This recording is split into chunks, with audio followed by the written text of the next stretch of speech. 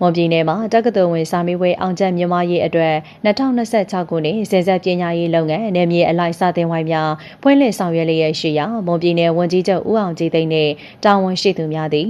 ဒီကနေ့မနက်ပိုင်းကမော်လမြိုင်မြို့အမှတ်9အခြေခံပညာအထက်တန်းကျောင်းမှာစဉ်ဆက်ပညာရေးလုပ်ငန်းစတင်ဝိုင်းများဖွင့်လှစ်ဆောင်ရွက်နေမှုအခြေအနေများအားကြည့်ရှုအားပေးခဲ့ကြပါတယ်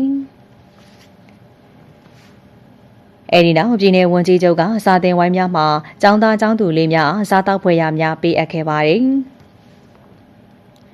အဲဒီနောက်ပြည်내ဝန်ကြီးချုပ်ကမွန်ပြည်နယ်ရှိစာစစ်ဌာန32ခုမှာကျောင်းသားကျောင်းသူ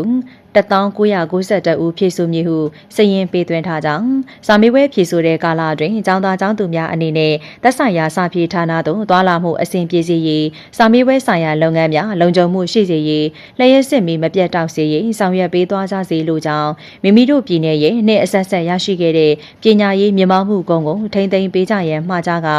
စာဖတ်ဝိုင်းအတွက်လိုအပ်တာများကိုဖြည့်ဆည်းဆောင်ရွက်ပေးခဲ့ပါတယ်။